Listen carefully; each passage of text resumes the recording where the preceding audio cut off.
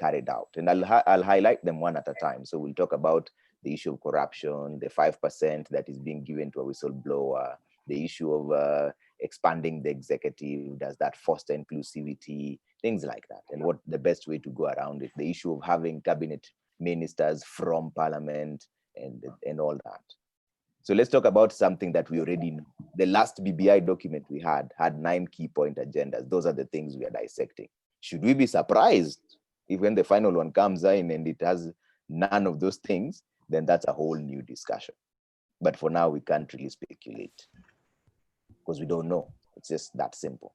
So let's work that we know. Yes, I can see all the panelists in. We have 39 participants so far, so you can engage the gears. Yeah, I think we should just start. I mean, first of all, thank you so much for tuning in this morning. So let me just give a brief background of what this conversation is going to be about before I introduce my guest to you. Everyone who's tuning in online, on YouTube, on Facebook, we are live there as well. We value your feedback. Just keep them coming. You can tag me at Trevor Mbij at CMD Kenya as well. We'll sample some of them during this particular conversation that we're having. So despite the fact that the 2022 general elections will be held just about 2 years from now, a number of electoral reforms that will guarantee free and fair elections remain unfulfilled. So the March 2018 handshake between President Uhuru Kenyatta and Honorable Raila Odinga opened a new political reality in Kenya. It did not only diminish the political uncertainties in the country, but also renewed a bit of optimism as it brought to the end Kenya's bruising 2017 electioneering period. So there were 9 key point agenda proposed by the 2 leaders, contained the key reforms that could be carried out to address the historical and contemporary challenges facing the country today. The birth of the Building Bridges initiative after the handshake was what was intended to spearhead the reforms captured in the 9-point agenda, and most importantly, ensure a free and fair elections. I'm sure you remember the 9 key point agenda. It was inclusivity, divisive elections, corruption, responsibility and rights, shared prosperity, safety and security, and devolution. We'll delve into them one at a time and find out whether the proposals of the BBI are the right proposals. And the final BBI report is not out yet. So we are working with the BBI report that we saw before the final one. That's the one we're going to dissect. So my panelists will be Dr. Richard Bosire, political scientist and lecturer, Department of Political Science and Public Administration at the University of Nairobi. One Mr. Kevin Osido is also here, Executive Director, County Governance Watch. Ms. Mukami Wangui is also here, National Organizing Secretary, Young Democrats, Democratic Party of Kenya. And Ms. Roslyn Odede, who's a council member, LSK, and advocate of the High Court of Kenya. But before we kickstart this conversation, I'd like to invite Franklin Mukwanja, who's the Executive Director, CMD Kenya, to make opening remarks before we start. Frank. Right. Thank you, Trevor, and good morning to the participants and the panelists. In particular, I can see a number of board members who are joining us in this conversation. I want to take this early opportunity to welcome you. This is a very interesting conversation that we're going to have, I believe. One of the things that we firmly believe in at CMD and why we have this nature of conversation is that democracy starts with dialogue. And without sustaining dialogue, then you do not firmly steer democracy in the directions and at the speed that should be done. And our country has been on a reform mode, and we cannot say that the reform process, the governance reform process has ended, but we've been making good progress from single party to multi-party in early 90s to the change of the constitution after many years, 20 years plus. In 2010, we succeeded.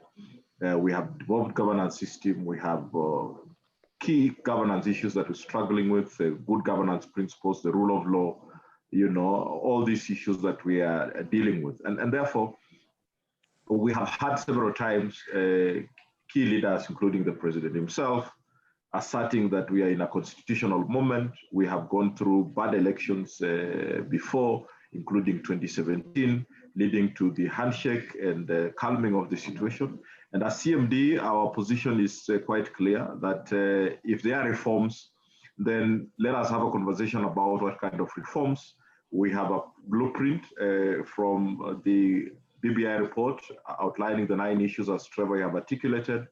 Even as we wait for the next report from the steering committee after they did some consultations after the initial report, the questions that we are asking is, where is the report 2 months after the steering committee ended their term?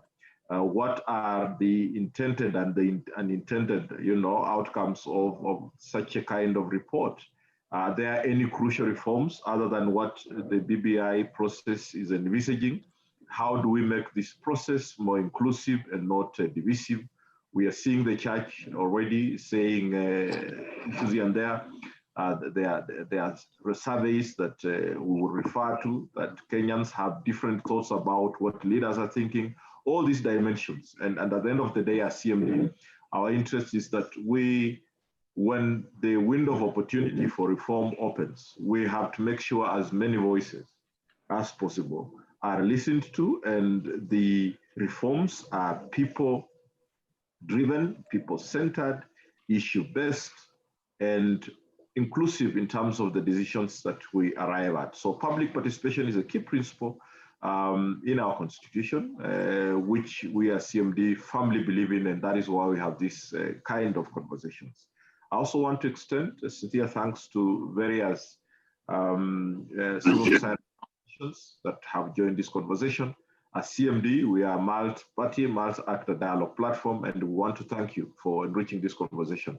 So over to you, Trevor, and also to welcome the board members representing various political parties other than the panel to inform this conversation and help us not just articulate the issues, but also prepare most Kenyans for the conversation and the need to really have a genuine conversation to navigate the challenges that we're going through, so that we arrive at 2022 and out of 2022 general elections a much better country than we have had through the other previous elections. So thank you very much. Trevor, over to you to help us navigate this conversation. All right, thank you very much, Franklin Mkwanja, for that enlightening your opening remarks. And this is what we're going to do. So we're going to talk about these issues one at a time, because we work backwards, what we already know versus what might come later on that will be discussed when the final report comes out. But what we know is the last time Kenyans, their ideas were listened to, there were 9 key issues that came up, which were captured in the BBI report. That's what I'd like us to talk about. Let's start with inclusivity. So from the BBI report that we know, our political system has been unable to respond to the feelings of alienation in sections of the people. That's what they were calling inclusivity. One of the things that was discussed is to have an executive, according to the BBI, which should include the president, a deputy president, a prime minister, and the cabinet ministers as well. The president shall have garnered at least 50+1 vote to state house race, and at least 25% of total votes cast in at least 24 counties. The president, according to the report, shall remain head of state and government and command of chief. The deputy president, according to the BBI report, remains the president's principal assistant and running mate. But the report did not recommend an expanded executive nor a parliamentary model of government. So that is where we begin. And I'd like to hear from Mukami Wangoi, because you are amongst the first people who came in here.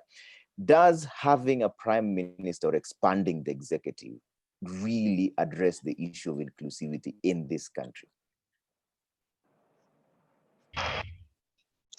Thank you very much, Trevor.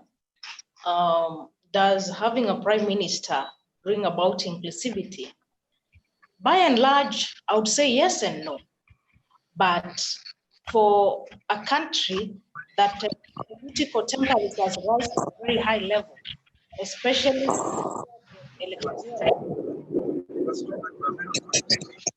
near the election,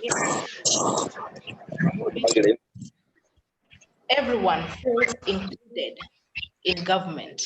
And therefore, you cannot ignore or run away from the fact that if a person garners more than almost half the votes of the country, and we have a system whereby it's a winner takes it all, then election in this country becomes a matter of life and death. Therefore, we have to come up with a system that includes everyone and people feel well represented so that we avoid this backlash and political temperatures rising every time we near the electioneering period. All right, let's bring in Kevin Osido in this. And Kevin, it's the same question for you. Does expanding the executive address the issues of inclusivity in this country? So thank you so much, Trevor. And right into it is, I honestly do not believe that expanding the executive will be able to guarantee inclusivity. And this is because Kenyans in our way of life on a day-to-day running have identified issues which join us together and those things which ultimately divide us. And one of those key issues is actually the political nature of how we do our elections. And that starts or rather begins from a point when we do our nominations all the way to the campaigns and even the manner in which we declare people for candidates, because in some parts of this country, the moment you win a nomination certificate or ticket, you already are the duly elected candidate. And so bringing it, or rather taking it that back to the executive, is really for me to ask us to look at how do we strengthen the executive without necessarily expanding it, so that then we look at positions that then would ensure that all the communities of this country are represented at the executive level. And that is, in my way, looking at it at two levels. One is, of course, the national level. So what are these offices and how do they guarantee that citizens' interests, particularly pertaining to inclusion and inclusivity, will be guaranteed? And then number two is trickling it down to the county levels, because power has since really shifted. It's rather unfortunate that 10 years since the promulgation of our constitution, power still is seen to be vested and rested up at the apex, that's at the presidency. But if you went back to the counties, there's a lot of change, there's a lot of transformation that county governments are today doing, which then if we can be able to make it much more palatable to the citizens to understand how then that makes them feel included in governance, leadership decisions, how finances and resources are being utilized at the county levels, then there would be no need, in my view, Trevor, for people to clamor for very strong executive powers at the apex of it. But then give it to them. I think the nature of how we do our politics determines even what happens, rather at the national level, determines also what happens at the county level. And so that's why there is a lot of clamor and a lot of fight at the national level. But I do not believe that you're expanding the executive with the inclusion of offices like Prime Minister and 4 deputies or 6 deputies or even 78 ministries or cabinet secretaries will be able to guarantee inclusion and inclusivity for Kenyans. Okay. Dr. Bosire, then what would be the best way to foster inclusivity? And as you also give us your views on whether expanding the executive was the silver bullet, because we know now that the president shall nominate a prime minister whose appointment must then be approved by the National Assembly. We'll come into how that process is being done. But first of all, is that in itself the silver bullet to the issue of inclusivity? Trevor, I would say yes and no. I hope you are hearing me. Yes, you're loud and clear. Yes, yes and no, as one of our counterparts said earlier. You know, the very basic problem that we have in our country, particularly in relation to elections and governance, is that elections have been very, very extremely divisive. And also with the other issues, such as the marginalization, historical injustices, people feel strongly that, and I can say that without fear of contradiction, strongly that they have not, their issues have not been addressed because the leadership that has been there has not been inclusive. Inclusive in the sense that they place a heavy premium on resources that are controlled by the executive in this country. From independence, if you can remember, and I want to remind our listeners and even the rest of the participants, that we were opting for a Majimbo constitution because there was a fear of domination.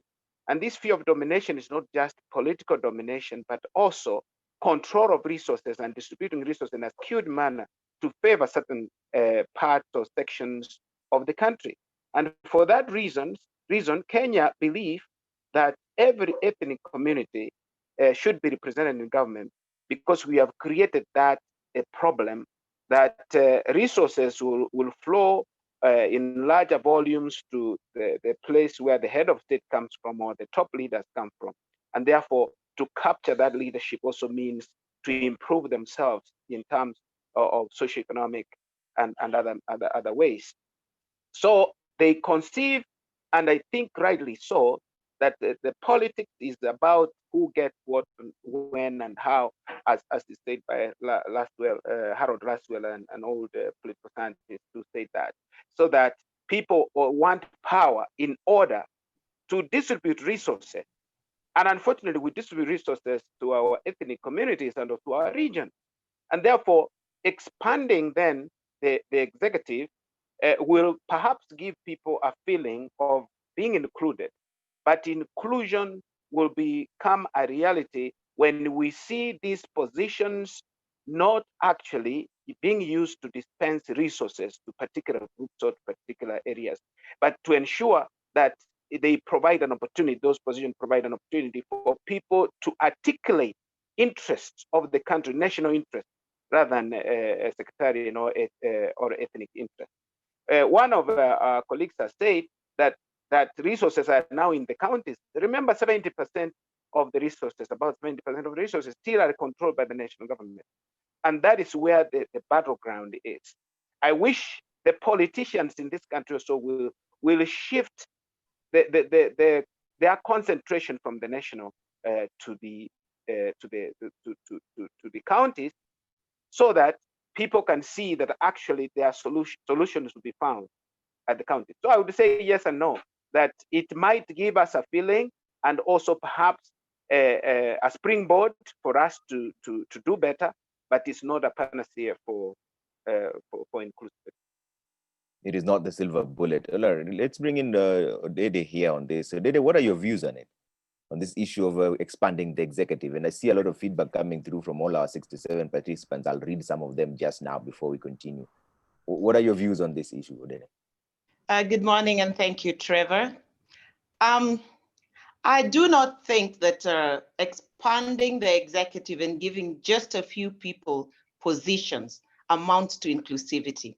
Kenya is a country with 43 tribes. So when you have positions that are only 4 or 5, how inclusive is that? What is this inclusivity? Are we talking about minorities? Are we talking about marginalized people? Are we talking about people living with disabilities who are actually excluded and therefore need to be included in any conversation? Are we talking about people who are already privileged and just power to dominate us further? I mean, I don't see it as being inclusive in the real sense of the word inclusivity. It doesn't amount to bringing the people on board to be able to participate in making Kenya great. So I don't see that this amounts to inclusivity. Trevor. So Dede, what would you recommend then? Because I think there's only Dede and Osido have a strong no. Wangui and Busiri have a yes and no.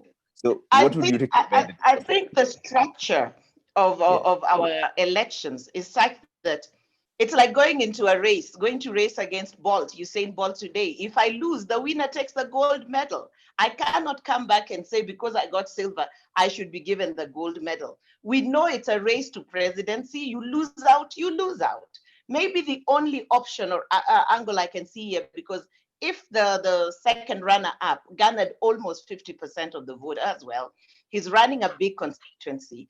Probably the only concession I would give into is to make that person leader of opposition in parliament, so that him and his running mate can sit in either of the two houses in parliament.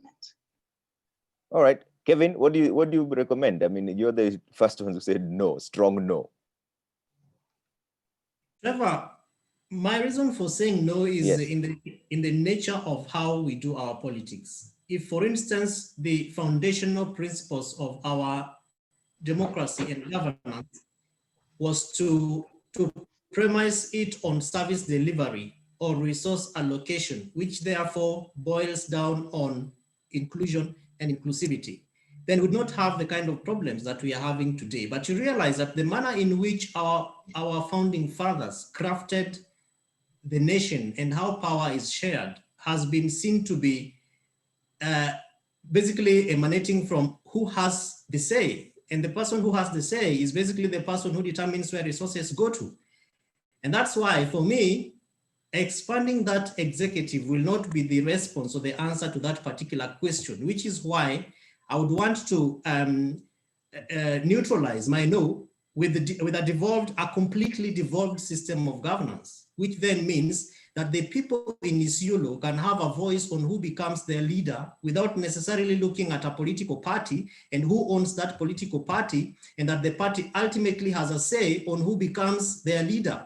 That the people of Marsabit, Bungoma, Busia, Taita Taveta, Lamu, Mandera, Nairobi can have a say on how they manage their own resources without special regard to who is the leader of a political party, who determines who becomes their governor, to an extent that even to elect a speaker, they have to wait for somebody, because that particular person is the party leader of a party who determines who becomes a governor and then determines how resources are being used in that particular county. So if we can be able to consider having the same energy and power in terms of how we have conversations at the national level on expanding the executive, taken to the county levels, then I can guarantee you that even those who are looking for positions at the national level may feel so unwanted at the national level that they would see a lot of value in moving on to their counties to be able to churn how solutions can be nurtured, how solutions can be birthed, and then how solutions can be bred and lived to be able to guarantee socioeconomic rights for people within their counties. Otherwise, I do not think that it is right to have citizens really looking at one or two positions with the consideration that that is going to guarantee them inclusion or inclusivity. I don't think it is fair. So if we can be able to expand opportunities for local solutions at the county levels, then there will be no need for me to have an expanded executive, Trevor. All right. So I see Abraham Maruti here says that the fear of domination is the bedrock of ethnic politics. The constitution cannot cure that, but good governance will. Rosa Wangu here says inclusivity is not about creating positions and giving people those same positions to lead involvement, but involving Kenyans, letting Kenyans participate in the decision-making process, having Kenyan voices heard, and she puts heard in capital. And I see there, so when there's still also Pauline Opemo, who says inclusivity can only be realized by expanding the executive. Muriuki Ndwiga says, Trevor said the handshake brought optimism. It was also like a disgrace depending on the political step that one is standing on or supporting. Senator Buchichi says, how comes that Kenyan constitution always changed towards second term of an election? And we have Sahara Rashid, who says inclusivity is not expanding the executive. It's more of corruption, expanding or stretching its roots. It's pure greed. All Kenyan being involved in decision-making is what inclusivity means. Kenya ni yetu sote, that they should know. And Bosire, Dr. Bosire, you're the one who brought in this issue of resources and the distribution of resources. You said that's the main reason why there's a possibility that people want someone who they deem to be their own on the table, so to speak. But at the same time, let's now move on from this issue of inclusivity to devolution. This BBI recommends 35% of resources to be devolved. Isn't that enough then to counter this argument that having one of our own up there will ensure that resources trickle down to us? Trevor, thank you for the question. I want to be very clear on this because you know where we have come from. Sometimes we overlook history. I'm not a good historian, but I vividly remember what we went through in 1997 with the IPPG process, where some changes had to be made very close to elections to be able to make things right. We have always struggled as a country with our electoral management. And again, we have not cured it. The divisions that we had in 2007 election, December 2007 election, we vividly remember 2017, we had similar issues. You remember that Kofi Annan crafted the government of national unity, which worked whether good or bad, just it worked somehow better, given that we are emerging from a conflict situation, and we were able to move forward as a country, although we did not cement that kind of working relationship within government. And we went back 2017, and you saw the divisions. People were talking about secession, dividing the country into two. In fact, for me, I see that every little state that is made towards making Kenyans feel inclusive and also devolving resources closer and closer to them, I think will make this country better. So having an expanded executive is also addressing the issue that they call the winner-take-all system, which one of our colleagues here said, it doesn't matter. Boyd can win, and so I cannot cry over it. But this Boyd has certain advantages that you don't have. So you don't even need to have a race. You just say, oh, let's go. Boyd, of course, has the capacity to win, and let him win. Let him get the gold medal all the time. But Kenyans are reacting towards that, and that is why the BBI came up with the views from the people saying that inclusivity would be addressed if the winner-take-all competition is reduced to some extent, while other issues like what Trevor you have said, now devolving more resources to the counties, will now address the poverty issues. Remember that if we had those monies going there, in fact, there would be huge transformation at our counties. There are also historical injustices that have not been addressed yet.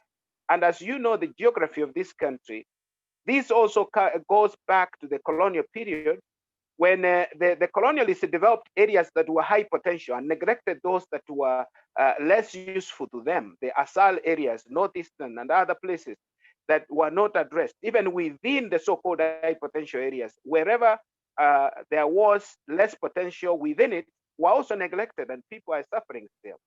So we are saying if resources were to be devolved, more resources were to be devolved to the counties, there will be better progress, quicker progress, and we shall have moved away from these feelings, or we shall have reduced the feelings of inclusivity. So I still think that it's not just a silver bullet. It is something that we can do and incrementally do through other processes, like you have said, through increasing the percentage of revenue that goes to the counties. Other things could be even making our electoral process right. In itself will also reduce that competition. If Boyd wins, everyone can see that actually Boyd won. There was no rigging. Those are the issues that the country is grappling with now. We shouldn't forget about that historical background. Okay. Yeah, we'll talk about the divisive elections in just a bit. Let's handle the devolution part. And Mukami, does throwing money at the problem, will that be the solution? Because we've seen, yes, BBI right now has recommended 35% of resources to be devolved into counties. And without touching on corruption, we've seen governors being lined up with their entire families on this issue of corruption and devolution. So will this be the silver bullet when more resources is deployed to the counties? In fact, there's an argument that some of the functions that have been given to the counties should be drawn back to the national government. What do you think from where you stand, Mukami? Will devolving more resources to the counties be the silver bullet? Thank you very much, Trevor. We cannot rule out that resources are very important, especially when they are given to the counties. This is because these counties have been given responsibilities. And as we know, resources should also follow the responsibilities if they are going to perform. So we have to look at how counties are being managed, because at the end of the day, how the county works and how the resources are utilized at the counties will primarily depend on the manager, who is the governor.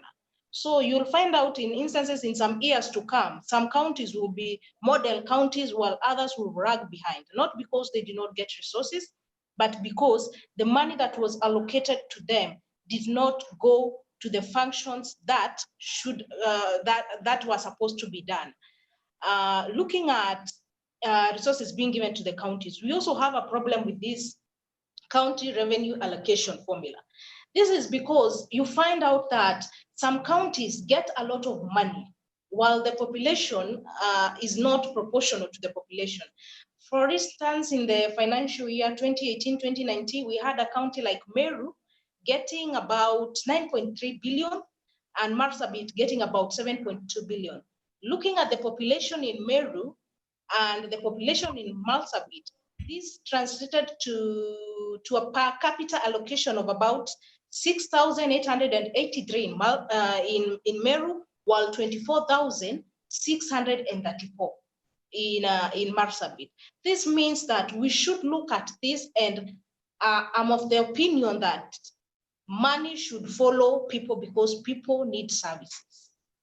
Trevor. All right. Well, that's, I see Bosire has a counter to that. Bosire, you don't agree? That is what is dividing the Senate right now. I'm amused because Mukami just hit it, like the nail on the head. But as I said earlier, marginalization is a reality. And the colonial government, if we start there, as I mentioned earlier, actually those people are marginalized. For one to get to a school, you need to go 20 kilometers to get to school in those areas. In my place, I need 15 minutes to walk to get to school. Now, if we say the resources will follow people, then we are saying that we should continue the way we are. We shouldn't be able to help those who are behind to move. Let us move on together as Kenyans. And I would wish that unless we say the equalization fund has much more money, so that we can make for the difference. Once we have done it on basis of population, we are saying, okay, those who are not blessed with population, now we have this fund that is well enhanced, that to make sure that you get best roads and schools, because even schools, all amenities, actually concentrated in those high areas where most of us come from. And those, if you go to those areas, you appreciate that actually they need much more help than we do. Okay. Odede, what is your take on this issue of devolution and throwing resources at the problem? Because the BBI, as it stands right now, is recommending 35% or even a 50% with resource matching the devolved functions. In fact, that is the wording that we should, at least the last audited accounts, the government from at least 15% of last audited accounts to 35 and 50% with resources matching the devolved functions. Even right now, as we speak, we are haggling over 316 billion, which is just about a tenth of the national government budget, which is about 3 trillion shillings. Should it be increased and devolved more funds to the counties? Thank you, Trevor. I have no problem with more funds going to the counties as long as it's matching functions, because they need to deliver services and people expect these services. And I do not think we need to use corruption as a reason not to devolve more funds. We need to deal decisively with the corruption, both at the national level. I mean, we have grander corruption at the national level. And there is definitely corruption at the county level, but we are not going to use corruption to stop development in the counties. There's need for more money in the counties. What we need to do in the counties is capacity build so that people know what their roles are, people know how to deal with the funds. And then we need to deal very, very firmly and decisively with corrupt leaders. I think we've been pussyfooting around them, and that's the problem. And that should not be a reason why we do not devolve funds. Resources should match functions, and I think that is fine. Thank you. All right. So, Kevin, there's another issue here that comes up. That same report, the BBI report that we know of, not the final one, because the final one has not come out yet. The report recommends that members of the county assembly, who are MCAs, are supposed to take charge of bursaries, and they play a more prominent oversight role to ensure prudent management of devolved resources. Will that help in any way, or are Kenyans already overrepresented as it stands? Because then now, who does the buck stop with? Is it the governor? Is it the MCA? Is it the senator? Is it the MP? What do you think about that recommendation from the BBI, Kevin?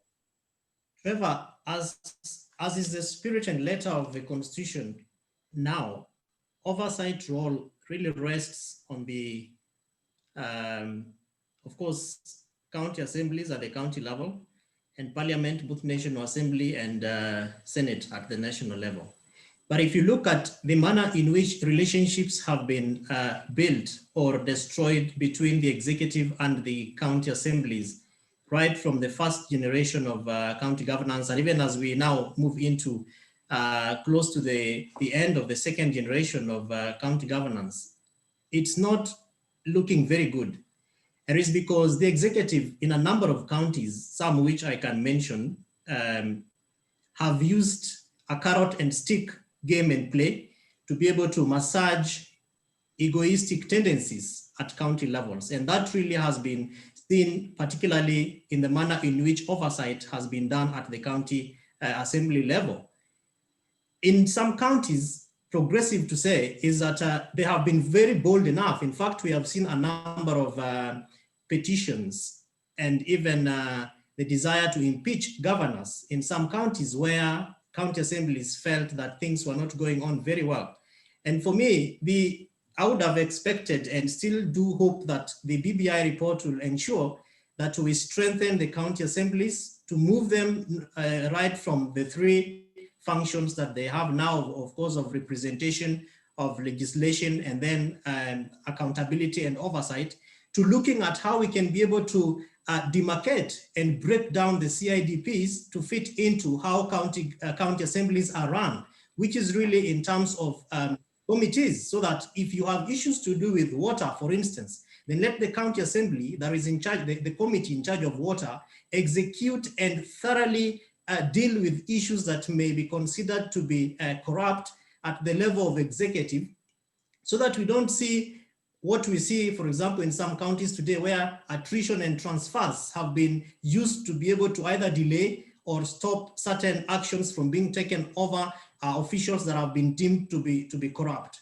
So I agree with the BBI recommendation about strengthening, or rather proposal about strengthening the county assemblies, but that is what it is exactly, Trevor. But maybe to add on to that, and how the executive then can come on to this, is to dignify the opposition. Remember that even at the county level, you have people who are running as governors and they are losing. You have people who are running as MCAs and they are losing. You have people who are running as women reps and MPs, National Assembly reps, and they're losing. How about if we can consider giving them some dignity?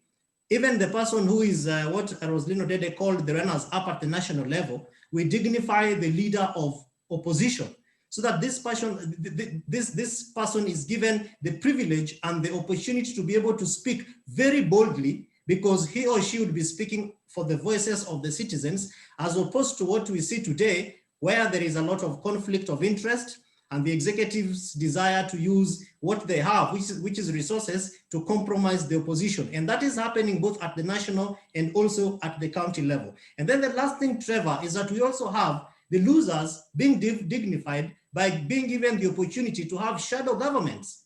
So that if, say, for example, Mheshimiwa Raila Odinga became the runners-up and he lost as a president, allow him not to be running around the president with BBI and all these other things, but give him a whole office, which is for the leader of opposition with chairs, and he also has a shadow cabinet, where he also has a cabinet secretary in charge of education, somebody who can challenge Professor Magoha and say schools are not being opened because this is happening, or if you intend to open the schools, then let it go in this manner. And then devolve that at the county level, so that when citizens are asking for water at the counties, and you have a governor, somebody who ran as a governor and lost, and is also dignified at that level, I know that is going to be quite expensive, it's going to be strenuous, but if you want to be able to ensure that we give devolution what it was intended what it was envisaged to deliver to Kenyans, which is services, then let's, as we empower those who seek to take leadership positions,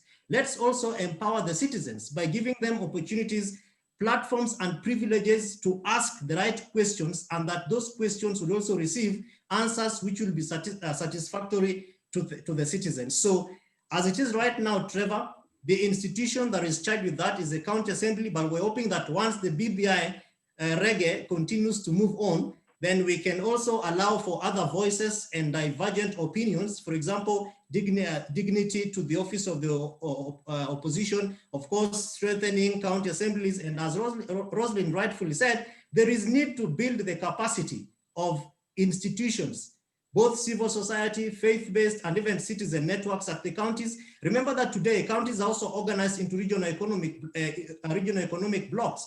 A lot of them are struggling with capacity issues. They need that capacity to be built, and also effective and proper linkages to be provided between what different county governments are doing as per their county integrated development plans to the strategic plans of all these regional economic blocks. Trevor, thank you. Odede is not a very big fan of dignifying the losers, because she's the one who's saying that if you lose, you should just really just go home. But Odede, I'll bring you in on what Kevin has just said. It is that same conversation of dignifying the losers is the reason why now there's a conversation about a third tier of government. And people are saying that that will just be a preserve of the governors who've served their 2 terms and therefore have nowhere else to go. So they'll just be appointed to head the regional units of the devolved units. Is that a good idea from where you stand? Trevor, that's one of the things that was coming out of the reggae movement, and I really don't agree with it. We already have enough governance structures in this country. We are governed at so many levels. I do not think we need a third. What are they going to do? This is just a case of giving people landing spots. While there are so many youth Kenyans, Wanjikos, Nafulas, and all, who are jobless, who is giving them a landing spot? Why do we need to give these people who've had opportunity to serve us for 10 and failed us, to give them another opportunity to sit there and earn off my sweat as a taxpayer? I think that's just not right. I do not see what they're going to solve. I do not see what their functions will be. I do not think we need them up there. They've served their 10 years. I think if we're going to have everybody, if the youth of today are tomorrow's leaders, let people go home. Wacha wengine pia waingie wafanye kazi. There's just no need for that third tier, Trevor. It's not necessary. Dr. Busiri, I'd like to hear your thoughts on this issue of the third tier government, because it's still on the devolution.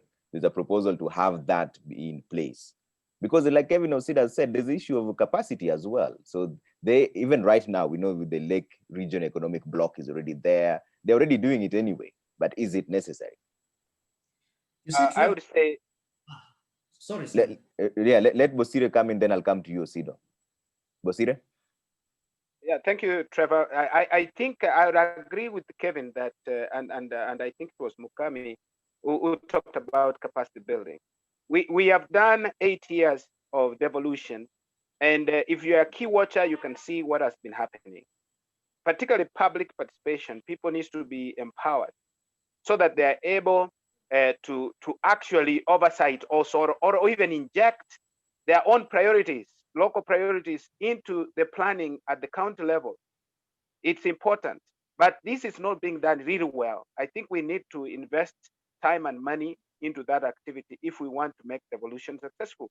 The issue of regional governments, I do not think that they will be, I've not seen sufficient justification for it. And I do not think that it will help us to do much, much better. Because I think we conceptualized our government to be in 2 tiers. And I don't think a third tier, the lack of a third tier can be a factor in our performance, whether at the national level or whether at the county level. If it's a question of giving people jobs, they can get jobs of where people retire somewhere else. Otherwise, if it will make sense, it's fine, but it has not been justified so far, because we'll be going back to the old provincial Mzungu government and the control government, the issue of control that we had in the past. Otherwise, if it's development-wise, we know the center of development should remain the counties. You mentioned the issue of MCAs managing bursaries. For me, it offends me that our government, as conceptualized in our constitution, we are supposed to have the executive and the legislature and the judiciary, and they have that separation of powers. Now, managing CDF funds by MPs, actually for me, is an executive function, and it's a violation of the of the separation of powers. They should legislate and oversight.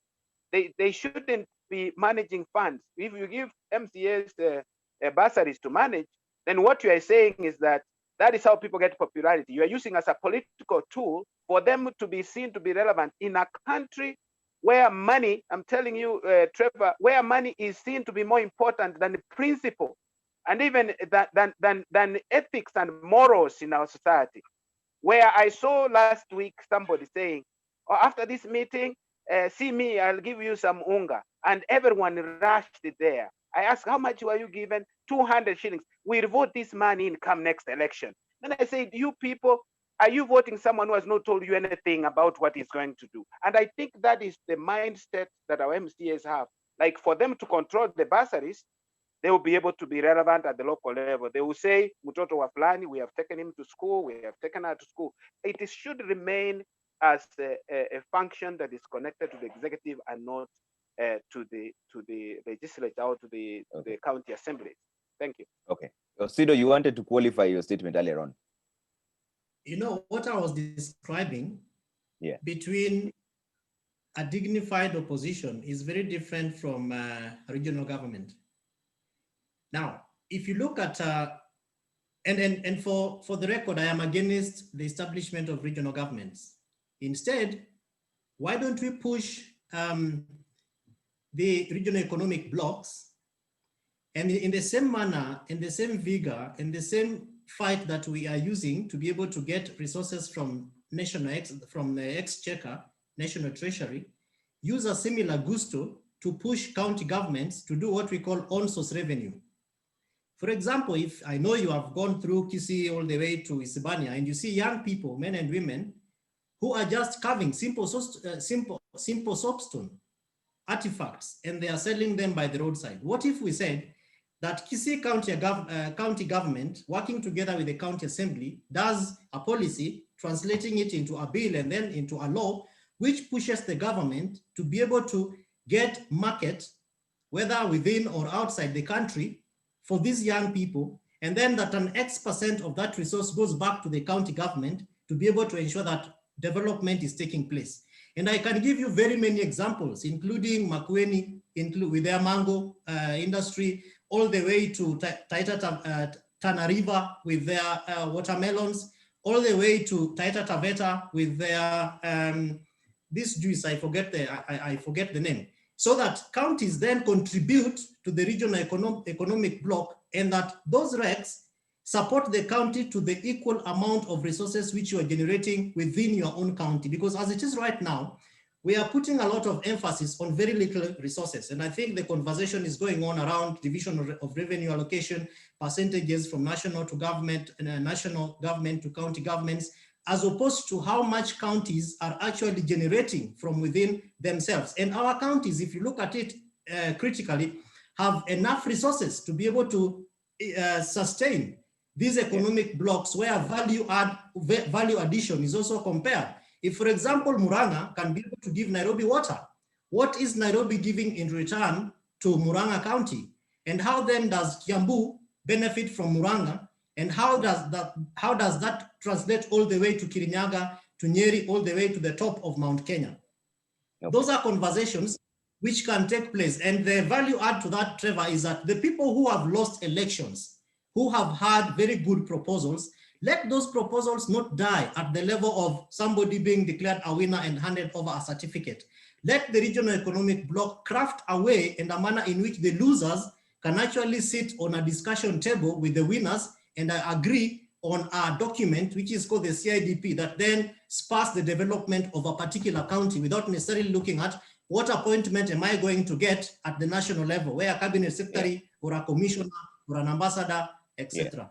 Okay, Kevin, we'll come into the CIDP in just a bit, but the County Integrated Development Plan, we all know, is also a political tool used by governors, and sometimes most people don't even get to discuss that. But Mukami, I want to bring you in on this conversation because this particular slot, which the BBI recommends should be scrapped, has been used even by the president himself, most recently saying that he will appoint more youth to be chief administrative secretaries. Now, the report is recommending a change of name from cabinet secretaries to cabinet ministers. That is not a problem, but it is also recommending the elimination of the chief administrative secretary slots. Mukami, what are your thoughts on this, considering the president just recently said he's going to appoint more young people into the chief administrative slots?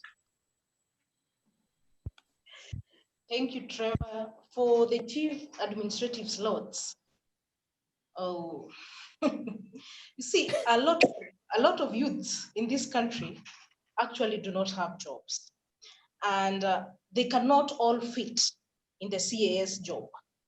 So I would think it would be better to look at the bigger group that already have their education, they have their certificates, but they've not been able to get good employment, or some are actually underemployed. Because I think we should be looking at how we can create more jobs for the youths. I will not say the CAS position is bad, because it will also be given to youths. And if these youths are going to use the position to influence better opportunity for fellow youths, I think it will be in order. But I would think it would be better if we look at things like ACPO, the access to government procurement opportunities that goes to women, youths, people with disability. We find that a lot of youths that do business with government actually are not paid. These days, youths fear doing business with government because it leaves you at a state poorer than it found you. So if we had we had situations whereby the government would put into law that whenever a youth is given a tender, then they get a bank guarantee that when they finish the work and it's certified, they are able to be given their money. That would work better because it would create employment for that youth and also other youths. Look at things like, okay. No, go ahead, go ahead. Okay, look at when youths are going to seek employment. We have youths going for CRB clearance, help certificates, good conduct. All these certificates amount to almost 10,000 shillings. This is a lot of money to a jobless youth, because this amount of money and the job actually, Trevor, is not even guaranteed. These certificates also have an expiry date, and when they expire, you have to go back and get other certificates, which you also look for a job, apply for a job, which is also not guaranteed. So why does the government not create a government portal whereby if you want to employ a youth in this country, go access that information at the expense of the employer, so that our youths get jobs? Because we should look at the wider population, because 80% of this country belongs to the youth. And these youths are actually desperate. They do not have jobs. They are graduating every day. And this actually is a time bomb, because when they get to enough is enough, then they'll have nothing to do. Because they say when the poor get very tired, they'll have nothing to eat but the rich. Thank you, Trevor. All right, Mukami, that's interesting perspective. So let's move on to the next pillar, which is the corruption. So I see here a lot of feedback coming through from our 70 or more than 70 participants now. Rosa Wangu says, may I say that when some leaders talk about inclusivity, they're talking about themselves getting into power and not about the rest of Kenyans. Murioki Ndwiga says the devolved units were to address this issue, but unfortunately, governors got a place to eat. Most of them have corruption cases against them. Accountability has become just a vocabulary. And we see also Veronica Maina, who says, to cater for self-interest by the senior executive of the day, they decided to have their own issues addressed first. Isaac Kinywa says the conversation is also on social media on iron governance. That's absolutely true. Use the hashtag iron governance reforms. We'll sample some of them during this particular conversation that we are having. Tabu Daniels here says Osido should be reminded that political parties are here to stay. Elvis Mogeni says what Kenyans need to clear its murky political landscape characterized by tribal, political, religious, and economic animosity is honesty encouraged by the political leadership. Frederick Okungu says inclusivity should not be all about positions, but creating opportunities for all citizens to be part of the devolved and decision-making process. Let's talk about corruption. And Odede, I'll start with you on this. So the BBI recommends a very robust approach towards graft. It recommends a repeal of the 1972 Ndegwa report and bar public servants from doing business with the government. That is the first recommendation. It also says that wealth declaration forms will be publicly available with the Ethics and Anti-Corruption Commission function taken away from the Anti-Corruption Commission to enable it to concentrate on economic crimes only. But the other interesting part is whistleblowers will be given a 5% of the recovered proceeds among the key recommendations to beef up graft. Already, will this help, or are we rewarding corruption? Thank you, Trevor. That's a very interesting approach to corruption, because will we reward them for just whistleblowing? Because I know in Kenya there's enough information with the Anti-Corruption Commission, there's enough information with the DCI, there's enough information with all Kenyans on who is corrupt. You don't even need a whistleblower for 80% of these issues. So what is the missing link is the will to actually move to action, the will to actually arrest the corrupt people, the will to ensure that the corrupt face up to their crimes and are actually jailed. The process is just shrouded in a lot of, I think, more corruption. They go to court, they get away with it. We don't know what happens to all those cases. There's always a lot of steam when someone is arrested, and then the case loses its attraction, and we don't know where that goes. Chapter 6 has been diluted. The Leadership and Integrity Act is not paid attention to. Parliament went and sneaked in a part in the constitution that allows them to vie and become leaders, governors, and presidents, even while they have corruption cases pending or criminal cases pending. That's the first place we should start.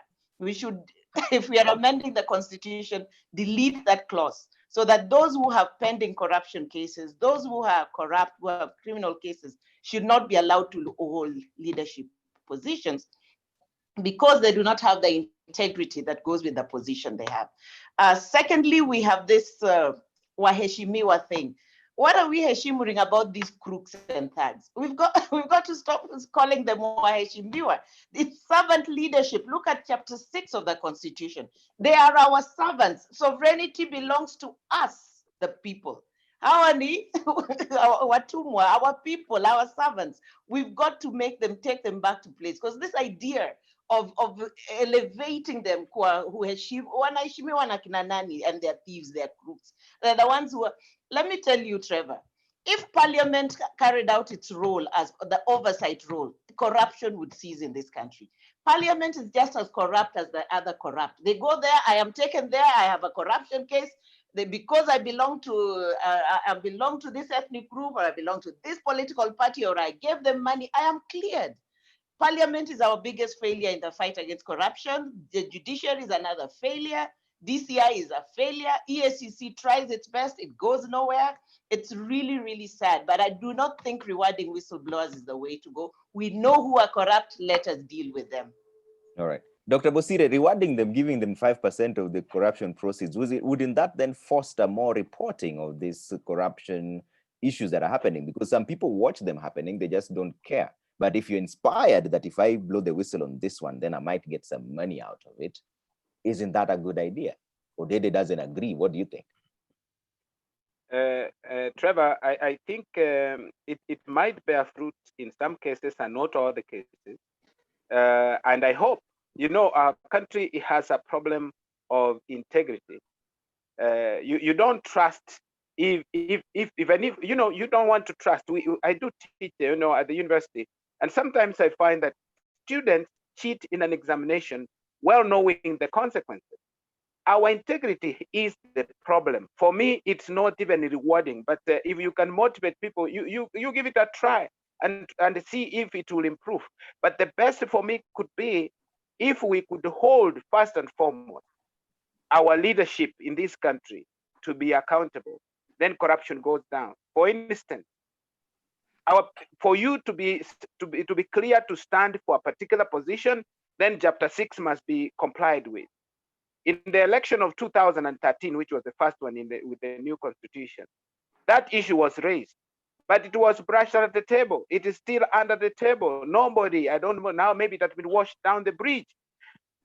If that was made a requirement, a requisite to standing for any position, whether at the local level, whether at the county level, to become an MCA, to become a governor, or becoming an MP, or becoming president, for me, that would be much, much better. And we have a constitution let us insist that those rules, those values under Chapter 6 are implemented.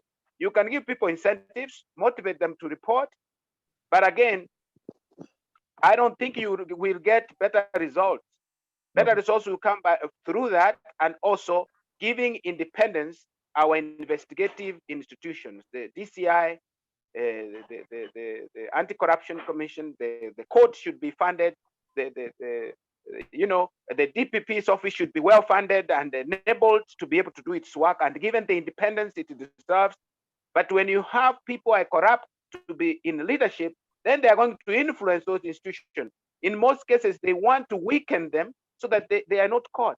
I don't believe that incentives to whistleblowers will help. I can whistleblow for free, and I've done that before. But I was actually disappointed because these fellows were never, were never convicted. They just bribed their way and were out. I've done that quite a number of times. Yes. Osido, I see Sela Opio here saying that whistleblowing with the money behind it is worse than even corruption itself.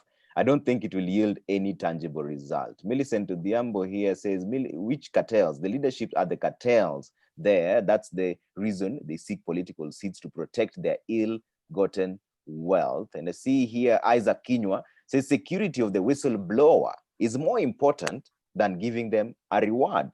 Osido, what are your thoughts? Will rewarding whistleblowers beef up the war against graft? Trevor, it is simple. Declare corruption in Kenya a national disaster.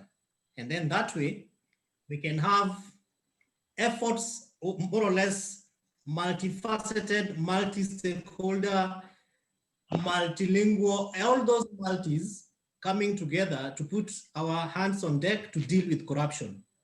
Do you want to tell me that, for instance, I know somebody has stolen money, I am assured of getting part of it, then I go to DCI to report, and then you want to give me part of the money which I know that I colluded in stealing, and then I get rewarded again? I don't think it would be fair. This country has enough laws to deal with corruption.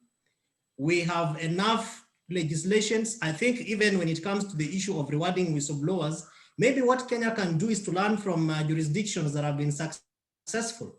Countries that have rewarded whistleblowers, and those whistleblowers have whistleblown on cases that have been executed effectively, and that even aspects of rendering back what people have stolen, more or less like repatriation and all that. But when we put it just in paper and pen and say, let's incentivize whistleblowing, I don't think it is adding, it is giving an answer to what the citizens are looking forward to. And there are many cases in this country, over almost 17 of them, of mega corruption cases.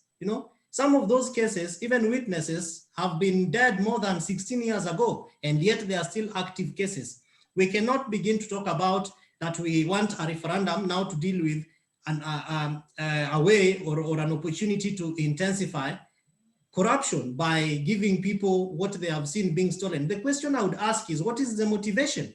Why are we doing it? What is the justification? And then what is the incentive behind it to the common citizen? So for me, the first thing is declare corruption a national disaster. Look at it, for example, that today we are talking about COVID-19 and that money has been stolen.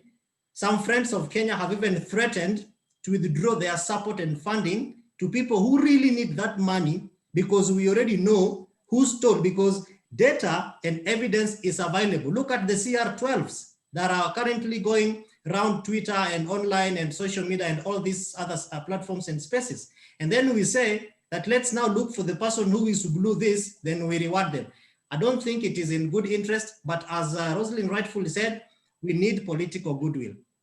Before he resigned as Attorney General, the former AG, Githu Muigai, and I've read his book because sometimes I do part-time lecturing in governance, Master of Science Governance for 101. And in this document, the gentleman outlines very many laws and legislations that Kenya has to deal with corruption. Why don't we just do it?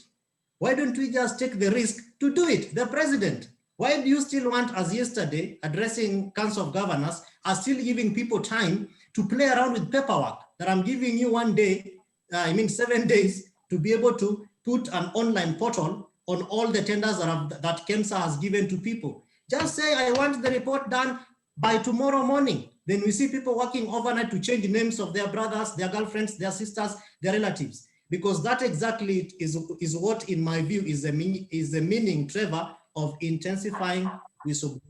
But I can see my two friends. There is Guled from FCDC. Maybe you could give him an opportunity to share, and also Regina from County Assemblies Forum on the issue of MCAs and bursaries. I thank you. Yeah, we'll come back to that in just a bit. Mukami, there's also another issue here. It's not just the 5% also. There's a recommendation to repeal the 1972 Ndegwa report and bar public servants from doing business with the government. But there's always an argument from those same public servants saying that my children and other people who are with me don't necessarily work in my station. So why should they be stopped from doing business? If that person is your son, your daughter, or something like that, you may be a public servant, but why wouldn't your son be allowed to just do business like any other Kenyan? Mukami, do you agree with that position of barring public servants from doing business with the government completely? Thank you, Trevor. Largely, I don't think that's the solution, because even though you bar them from doing business with government, we've seen people register companies with other people's name and they still facilitate them to do business with the same institutions they work for. So that would not be a solution. And we have to ask ourselves honestly if we are really very bitter about corruption, because a research that was done shows that some people are bitter because they did not get the part of the loot, not because there was corruption, but because they did not get a share of what the corruption process brought about. So it boils down to moral ethics and sensitize our people on, when you tell somebody that 20 billion shillings have been stolen, surely a commoner, you telling a commoner 20 billion shillings has been stolen doesn't know what is 20 billion shillings. They cannot even equate. But if we help them understand that these 20 billion shillings would have made this particular road 40 kilometers well tarmacked, would have made sure you access clean water at your homes, then it would make more sense to them. So it's more of sensitizing our people, and it all boils down to moral ethics. And if we don't have the moral fabrics, fighting with this corruption is never a one-man show. And then we should have these people prosecuted. We should have this conclusion of these cases. They always target the small fish, and the small fish security is at risk while they are protecting the big fish. When we see this country that 1, 2, 3 big fish have been prosecuted, the cases have been concluded, and they are in the cells, then it will be better, because even then for parliament, I think if this was very serious, they should start allocating a lot of money to refurbishing the cells, because a lot of people who are involved in this stealing of government money should actually be in the cells. Okay. Odede, you are an advocate of the High Court. Is it our laws, are we shooting ourselves in the foot basically because of the laws that we have? People are taken to court, they get bail. We've seen Kotobado, Migori governor just been given 8.7 million shillings cash bail, which he paid, by the way. This family alone has to pay about 18.5 million shillings as cash bail. But nobody asks, where can someone mobilize this money in just 24 hours? But at the same time, nobody cares to say that they should serve some time as we investigate. They're allowed to leave because our laws allow for bail. Are our laws structured in such a way that it's counterproductive, so to speak? Trevor, that's a hard one, because it's a case of balancing rights vis-a-vis expectations.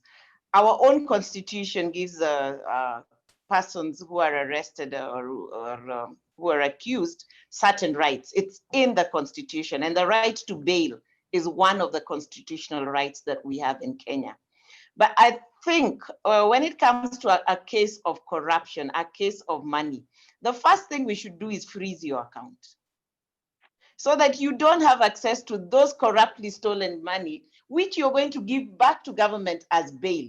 Even if you don't get it back and you know we're going to freeze your assets later, we can even jump bail. You're actually a flight risk. And I think that's what the court should be dealing with much, much more. The fact that you're a very, very possible flight risk, knowing that the money that you have given as bail is not even your money, and knowing that the anti-corruption court will give an order for freezing of your assets and acquiring of those assets by government. So it's not your money. And I think we should not allow them to be using stolen money to secure their freedom. Secondly, I think a stint in prison would be good for them. I mean, look at it this way. My poor cousin in the village steals his neighbor's chicken, and he is found with the chicken, and he's taken to court, and he's given a cash bail of 1,000 bob, which he cannot raise, and he stays in remand for 6 years, waiting for his case to be concluded. In fact, sometimes he'll plead guilty just because it's easier to plead guilty and serve time than wait out that. This is because he doesn't have access to stolen funds, and therefore he suffers on the wrong side of the criminal justice system. We really have to, as Trevor, you say, rethink our criminal justice system, rethink our processes, and rethink our bail procedures as regards people who are charged with crimes of stealing money and then being asked to deposit money as their security, as a ticket to their freedom. I think it's counterproductive. It doesn't make sense. They feel no pain. They go back and continue engaging in corruption or use their corrupt money to gain their freedom. They should stay behind bars. I agree on that. Thank you. I'd like to hear your views, all the four of you, on what should be done to deal with corruption. I know Kevin Osida had already said make it a national disaster. You just said that we need to rethink of our structures. But Dr. Bosire, what would be the best way to deal with corruption in this country? Because the BBI report now has recommended those three issues. One, bar all the public servants from doing business with government. It also recommends a declaration, wealth declaration forms be made public. Will that even help in any way? But as you also answered that, what is the best way of dealing with it henceforth? Because we seem to be shooting in the dark here. Dr. Bosire. I would say, Trevor, and I made some recommendations earlier. I say that we should strengthen the institutions that investigate and prosecute and all of that, even the courts. Yes. But you know, the main problem is what is in our veins, so to speak. Yeah. Most people don't see anything wrong with the corruption. And if we start with that, how do we change that mindset? Because those who are corrupt are the ones who are leading us. You go rob a public institution, yes, and you become MP. You become MP, you become MCA, you become anything. You look at the way people, for example, who actually, I'm not biased towards people who work with KRA, but most of them are living large and well. I don't understand where the money comes from. And this is clear that what we need to do is actually, like I would support the BPI position, that they should not do business with the government. You have a company, you know there is business to be done tomorrow. You are allocating that to yourself. You know what is the tender, how much the tender is supposed to be, what's the least quote you can make. You make it so close that you get the tender. And that perpetuates corruption. I think that should be an issue. You decide to serve as a servant, a civil servant, serve the people, or you go to business and serve yourself, get your money out there and spend it. You either take this or the other. I would think that would work, particularly the top officials in our government. Yeah. Another thing I would wish that can happen to deal with it, with corruption. Wealth declaration is not. I think wealth declaration is one of those. But how many truly declare their wealth? Don't we have other ways, like wealth declaration? What about filing of our taxes? Because filing of our taxes will show where our income comes from. If we combine the two, then for me, I think we shall have got closer. But we have investigative agencies. If anything is lost from government, they need to investigate thoroughly. Someone is bailed, for instance, as you have said, Obado got bailed with his children yesterday. Why can't the investigative agencies now come up with information? The accusations are there, and come with evidence that will convict someone. Why does it happen that in this country investigations are done, they take so long, and finally no conviction is handed down on somebody? Are we saying the entire country is corrupt, including those who are doing the investigation?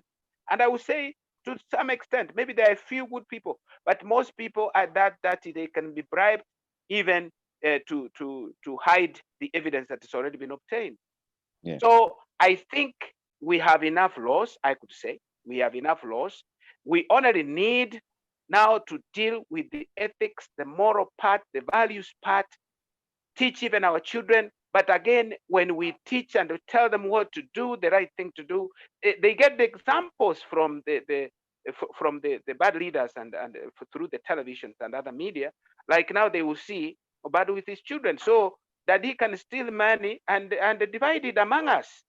You know, we need to be very decisive. Government should come down on these fellows and let them convict the big fish, as I think Odede said. Let convict the big fish, Yeah. and the small fish.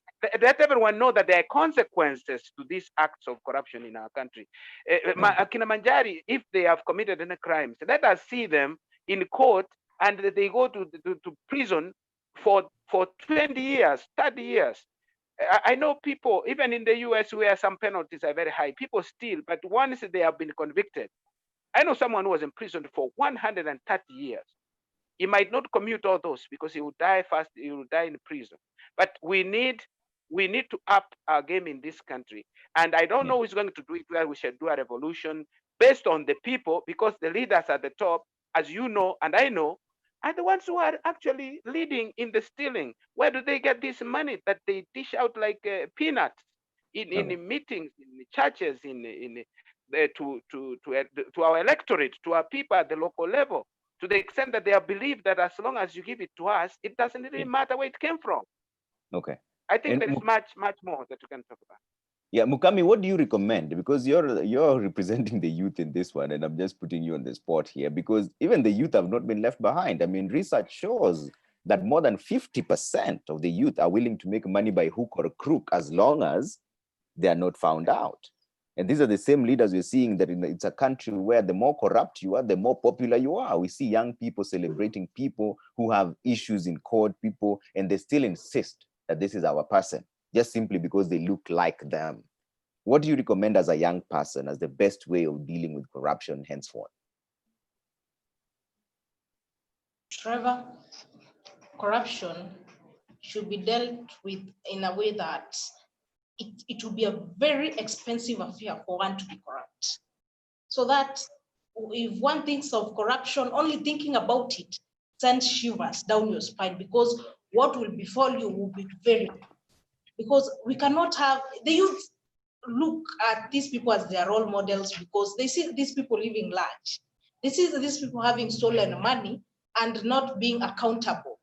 And at the end of the day, they see them on these streets living very well. So some youth might want to live such kind of a life, but if they were to see these people prosecuted and these people jailed, none of the youth want to spend their time in the bars. But I would also say that we have to change. And the change will start with even the youth, not those big fish, because corruption does not necessarily mean it's too much money. It would also mean you be giving a bribe of 500 shillings or 1,000 shillings to someone for you to access services which should have been rendered to you actually without paying. So I think it should be charged so that people will pay a lot of money, and the consequences will be so dire that no one would want to be involved in such an act. Because they are not robbing our today, they're also robbing our tomorrow, which is very, very, very unfortunate. Okay. We spent quite a lot of time speaking about corruption. There's also another issue, divisive elections. We'll get into that just now in the next half an hour that we have left. But let me see some of your feedback from all the participants, and we appreciate all of it coming through. There's so many, I'm not able to read all of them, but I'll try and squeeze in as much as I can. Muriuki Ndwiga says Kenya's judicial system is rotten. Matters are mentioned 15 to 20 times for over 5 years. Actual hearing takes almost 10 years after filing. How can justice be achieved in such an environment? And Odede, you actually the one in the judiciary, so I'll just let you respond to this right now, because you're an advocate of the High Court of Kenya. Why do these things take so long? Just very briefly before we get into the divisive election issue. Trevor, the judiciary is corrupt. I served as vice chair of the vetting of judges and magistrates.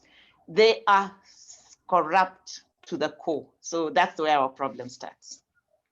So this is all about corruption, nothing to do with witnesses missing. So then how do we fix it, Rosaline? Because that now leaves us ordinary Kenyans perplexed, because these are the people we're looking up to serve justice. Okay, to be fair, they're also understaffed. We need more judicial officers all across the country. I think there are more cases than they can handle. Although if they were efficient, they would. But I think the other thing is the JSC should not sit in judgment over their own, and they should know what's going on around corrupt cases. It's not transparent how the disciplinary process at the Judicial Service Commission. So that's where we need to try and reform so as to be able to ensure that corruption cases are weeded out. Right now, there's a protectionist environment around them because it's the JSC that deals with them behind closed doors. We don't know who's being disciplined. We don't know what the case is about. And that is the problem. But there is a lot of corruption in the judiciary.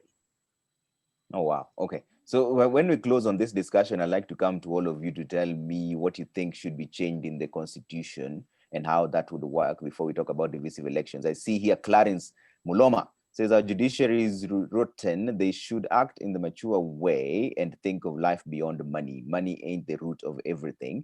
Rebecca Kiai, we can't deal with corruption until we are all hurting. It will take a positive revolution for all of us to want to address it. And Clarence Muloma says, in corruption as a youth, I tell myself on how to deal with it. We should have clear protocols, which our leaders lack, fostering open communication and genuine ones, taking corruption claims seriously and avoiding those whistleblowing laws for only few are trusted. We see Elvis Wambura, who says the youth have no option, Trevor. There are no jobs, there's no money, so they're left to be cheerleaders in order to get a few coins from politicians to survive. And we see also here another one, Paulino Pema says the report has quite a number of positive recommendations, which if implemented, will go a long way in addressing corruption. Let me squeeze in one last one here. Veronica Maina says the best way is by respecting whistleblowers and securing them. We should leave the likes of Martha Karua to run our justice system. And I see Odede agrees there. Let's talk about divisive politics for a bit as we wrap up on this conversation, because we have just about 30 minutes. And Dr. Bosiri, I'll start with you. The BBI recommends a total overhaul of the current Electoral Commission, which is the IBC, with a new team appointed to take charge of the 2022 general election. Political party leaders will, according to the report's proposals, nominate non-partisan individuals with unquestionable integrity and impartiality for appointment as IEBC commissioners. So, Dr. Bosiri, should we change the chairman or the chair?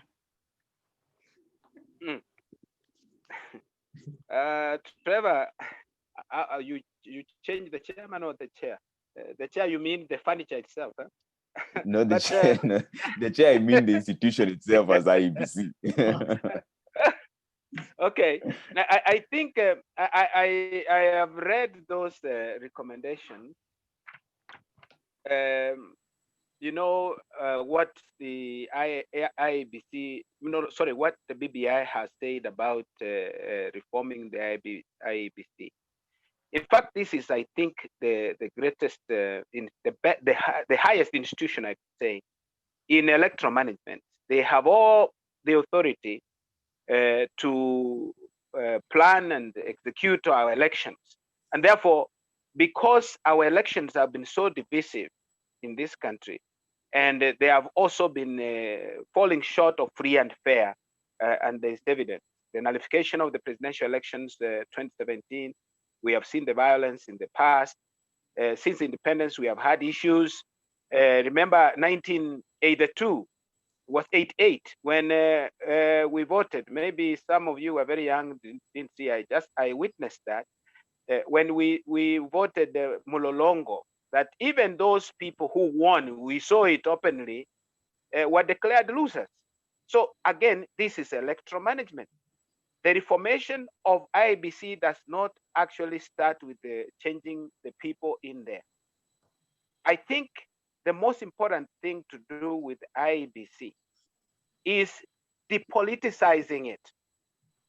In my best opinion, that's the way I would wish. Let it be an independent institution as it is, independent electoral and boundary commission. But I sometimes wonder when you say independent, and at the same time you say, okay, let parliamentary political parties have a role in the recruitment of commissioners. How independent then is this institution? It will be serving political interests. What if they agree and they support? Why not recruit then people who are apolitical? They don't have any political leanings. They don't have affiliation and all that. And the politicians do not have an influence, or political parties don't have an influence on them. And they declare that they shall serve faithfully and without any biases. I think depoliticization of that institution for me could be the greatest thing that we can do. I cannot tell you fully how, but let people who are neutral, let people who have vowed to serve the public interest, because what they do in managing those elections has caused death. 2007, over 1,000 Kenyans lost their lives due to elections. 2017, a number of people lost lives. This has been on and on and on and on. And we look at it, as long as that person who sits at the top, and they're saying they will also make the chairman, the chief executive of IBC, if he's influenced by the politicians, he doesn't care about what everyone else will feel down there, where the losers can lose, and he doesn't care. And he's safe, he's given police to protect them. We should shape that organization to be independent. I think BBI has failed, but of course, because it's also coming from a political background, they have failed to produce recommendations that will essentially make IEBC an independent organization. Yeah. Mukami, how best do we deal with the IEBC from your perspective? Trevor, we've noted over time that every time we have an election in this country, commissioners are changed and the governing election body is also changed. From Kivuitu, the Isaac Hassan-led one, to Chebukati, and probably in 2022 we'll have another one. But I don't think the problem is IBC, because I believe if it's independent, the independence of these bodies purely and largely depends on the independence of these people leading the organization. This is because, and we also have outside powers, majorly coming out from maybe from government, which wants to interfere with how these bodies are doing their work. Therefore, it's very hard for them to do a credible job. And for the matter, you look at the chairman of the IBC, and then you have the CEO, you get that these people have a lot of wrangles, because I don't think their roles are well defined, whereby everybody is pushing towards a different direction. So I think we should have people with unquestionable characters leading these institutions, and the government, the opposition, and any other political player should leave these people to do their work, so that we have an objective election which is fair, and people will be able to actually receive the results positively. Because if a process is fair, then the results, it will not be very hard to convince people that these are the results.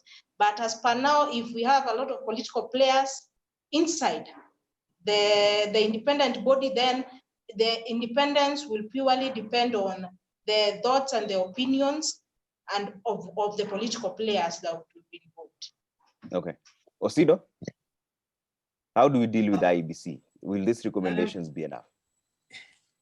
The first thing is a Kregler Commission report, which I think really dealt to a greater length with the issues surrounding the gaps, challenges we face in our elections, including weaknesses and points of strengths, and commitments which were made by then government and the two people actually, and I'm referring to post-election violence 2007-2008, the two people who are currently at the apex of our politics, including political parties, which Tabu Daniel thought of reminding me about, are the ones driving the same process today. And so it is important that we go back to that report and begin asking, what were the lessons rather, what were the issues that Kriegler came up with? Because that was a document that really more or less brought together different opinions, thoughts, and personalities. Number two is it possible that we can establish a training institute for the commission? And by commission, I mean the institution itself, because a number of the people who engage in elections at that level or within that institution are people who are brought in on an ad hoc basis, given, and we see all the adverts, well, when an election is upcoming. Right now, we are talking about a BBI, and we expect a referendum with a commission that is not even complete, because there are only 3 commissioners. A number of them have left. Circumstances within which they left are still controversial. No one has told us what exactly happened or is happening. The chairman, my friend Chebukati, keeps saying, we are here to stay. We are going nowhere.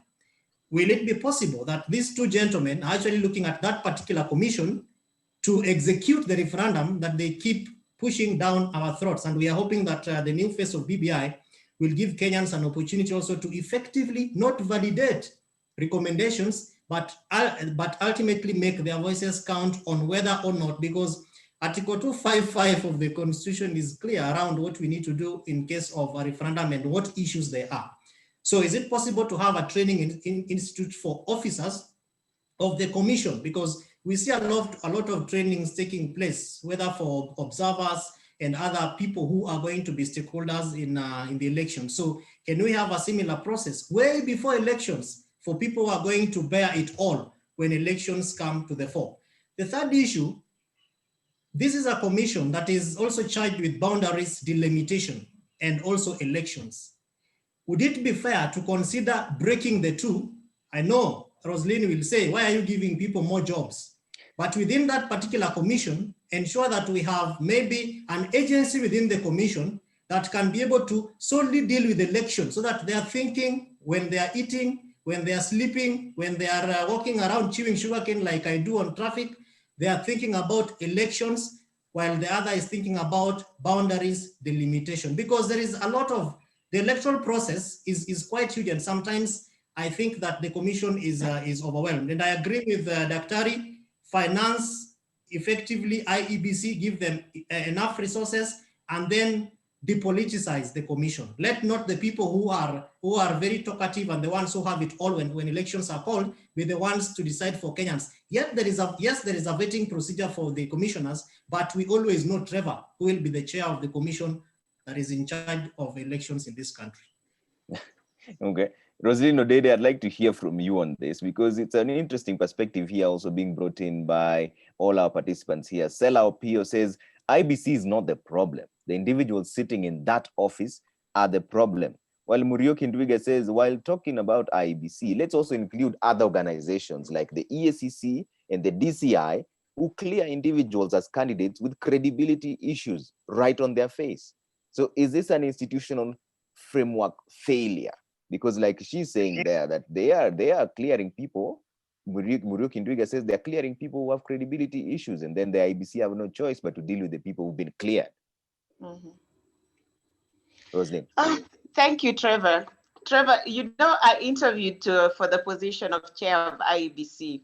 And if merit was taken into account, I'd be sitting in that office today. But every day I wake up, I thank God, oh goodness, I didn't get that job. It's a thankless job, and I keep thanking God I didn't get it. But let me say this. I think what we are trying to reach is to get to is a credible election that's free and fair and that everybody can believe in. Because what we suffer in Kenya is a trust deficit in terms of everybody who loses an election is niliibiwa. They stole from me. I won, but they robbed me. So it's a trust deficit that we have there. So what do we need to build on? It's not the commissioners, but the system of election, our electoral process. We need to build into credible systems and structures. Can we move away from manual vote counting and tallying to a system where we have probably an automated system? So far, we've been having a lot of online elections that proceed without complaint, because you can see every single vote as it's cast. You can count back every single vote to who cast it. And I think we need to just improve our systems and not the people. The people are just tools to achieve a credible electoral process. So I think we need to be investing in systems, and please don't let the servers go to sleep in France, but let us have processes that we can believe in and trust in, so that because this thing of counting votes in darkness, mpaka steamers zinapotea to count votes, it's crazy. It's a joke. You know, this thing of saying, oh, the vote closed at 6, but in some counties, they did not close at 6. In fact, I remember one election where people were told, we are losing, come out at night and vote because we have to bridge the gap. And at night, even old women who did not vote, voted. So we need to design our electoral system and not the people. The people are just panna boys. They're just panna boys and girls. If we do not trust the system, even if you put the Pope there, my friends, Kenyans will still say to Liviwa, you know? So we need to go back to the table, say, what is this electoral process and that's something I would love to have a referendum on, not a referendum to increase the executive, but a referendum that will give us a credible election. Losers waende tu nyumbani ni sawa. But we will then say, we trust and believe in this outcome, because the electoral system we have used is foolproof and we believe in it. And that's what we need to work on. And that will work for us. And then also resourcing. Resourcing is very crucial, because one of the ways they used to starve the commission or make them comply with the executive is by starving it of finances. And probably the constitution also needs to be amended to give him a percentage of our audited revenue, so that they know what their money is and they can work around it without having to beg them and the executive for finances every now and then. Okay. Yes, Trevor, you're asking me, Serving. Yeah, Rosa Wangu here says electoral credibility should start from the party primaries. And Mutembei Gidinji here says, I think the systems are run by humans. Mpaka leo server have never been opened. We need to change the culture of election theft. In Europe, the election booths are not even manned. Kenya, we have agents, observers, na bado, kura inaibiwa tu. Odede, you have just told us now that you were in for the chairperson of the IEBC. What would you do so differently now, considering the situation as it is right now? What would you do differently if you got the job? Trevor, that's a really hard one, because I don't know what's going on at IBC right now. I don't think we have a commission that's legally structured, so to speak. So I don't even know that they can run an election that should be valid or legitimate for the country. But I think for me, I would invest more in processes so that it ceases to be about Roslyn, but it becomes that we have systems, we have standard operating procedures and processes that people can know that, and they know that this is how we expect things to work, as opposed to these places where every day we are fighting about this or that. I mean, I think you would invest most in processes and make sure that the processes are known to people and then that they work. I think that's the only way to go about it. Otherwise, it will be about you, the individual. Okay. We have about 20 minutes to conclude this discussion, but Mukami, I want to start with you. We have been told now that nobody can stop reggae. This thing is happening, whether we want it or not. The president has said the time to change the constitution is now. The prime minister also said nobody can stop reggae. And we've also seen delays in this publication of the BBI, the final BBI report. As a young person, if now nobody can stop reggae, what would you like to see change? Reggae is coming, but how do we dance to this tune? What would you like to see change in this constitution then?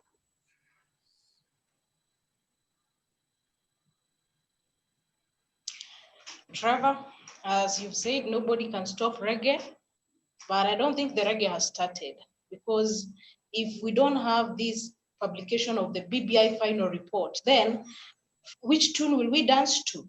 Because we have to read and understand what is in that document so that we can, if we are supporting it, we'll come out strongly on what we want. But as a youth, if the reggae will have to go on, then I'll have to be a player and not a spectator. Because if you are a player, you'll be able to be on the table and have your opinion. You'll be able to be an opinion shaper, because largely as the youth in this country, and I've said it time and again, we are 80%. And if this country is going to move on and move in the right direction, both politically, socially, and economically, then you cannot leave this bracket of youth behind. So a lot of issues from unemployment should be addressed in this document. And we also want representation, because if we do not have representation, enough representation, then where are we going to be on, when are we going to be on the table when decisions are being made? As people sit down and make decisions and believe strongly that they should be implemented by the youth, I think the youths know their problems better. It's the one who wears the shoes knows where it pinches most. So youth should be on this table, and they should be able to bring their problems on the table and find solutions, and their part, whatever they believe in, should also be in the BBI.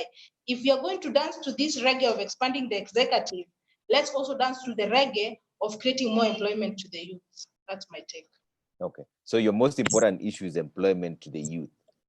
That's what you like the reggae to sound like. Dr. Bosire, let me bring you in on this. What are the issues that you think need to be addressed now that we can't stop reggae?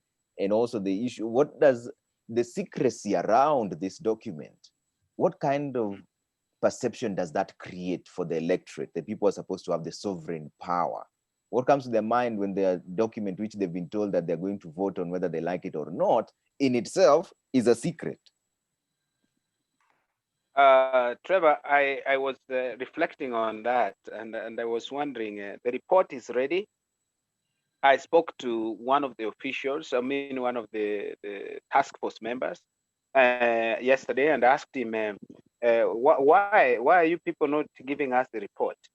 He said they're waiting for the president to give them an appointment, or they actually the appointing authority to give them an appointment to make that presentation to them before it is publicly, unveiled to us, the sovereign people, citizens of this country. So we are waiting for the president to allow the task force to present the report, and it's more than a month, and still waiting. But this delay potentially has consequences because at least we talk about 2022 elections. So most importantly, issues to do with the elections seem to be priority. If we don't want to go back to 2017, a repeat election, a stolen election, whatever you want to call it, divisiveness of the elections that we have had in the past, including 2017. So the consequences are going to be grave, because IEBC, if we don't do this quickly, then, for example, IEBC will be ill prepared for the election, which might lead to the same situation that we have been, or worse, we've been in after elections, ethnic tensions and the political polarization, and even conflicts that might arise out of those elections. Those are some of the consequences. Also, because they're prolonging this thing for too long, then there is public political anxiety. People are uncertain, and this may breed instability. In any system, people want certainty so that they can be able to plan. People are not sure if we'll have a referendum or whatever to address these issues before the 2022 elections. Also, investors could be waiting. As Mkami has said, we need jobs, we need employment. How can we have employment? Not to give them employment in government as the cabinet secretaries and all that. Those ones are enough. We want investments in this country that might generate or may generate jobs for our youth. So investors might not be willing to bring in new capital into our country due also to growing uncertainty as we move closer and closer to 2022. I see another consequences that those actually, the delay is also emboldening. It has emboldened those naysayers, those critics who are against the BBI to continue assaulting the initiative and its proposals, which also may lead to erosion of public confidence in this process, the BBI process, and the outcome from it. So we shouldn't wait any longer. I think government, the president and the Right Honorable Raila Amolo Odinga, they should quickly receive the report. Let us have the report. Because it's my friend did not disclose whether the new report is different from the old one. Of course, I cannot tell you anything. Yeah. So nobody knows if it contains what we have been discussing or it is totally something different. We want to know now than later, so that we can also prepare ourselves for the future, whether a referendum or not. That certainty helps us to plan in many, many respects. All right. Osido, what should the reggae contain? We are just speculating now, but from where you stand as a Kenyan, what should be entailed in that reggae? It is coming. We all don't know if it's the final report, whether it looks like the one we are talking about now. But ideally, what should it entail? Trevor, the reggae is coming, but as a Kenyan, what in my view it should entail is gains to the citizens. If you look at the demographics of this country, 5-10 years to come, in fact 2 years, 5-10 years to come, what are we telling the future generations? Are we going to be securing jobs?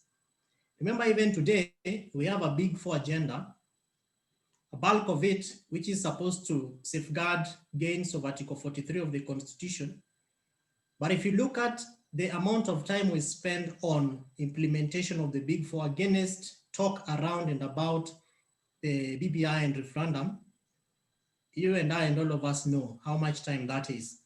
So there has to be a deliberate action towards influencing this reggae to respond to Article 43 issues, all the way to Article 100 that talks about the place of young people, affirmative action issues that Parliament has not even been very clear about passing.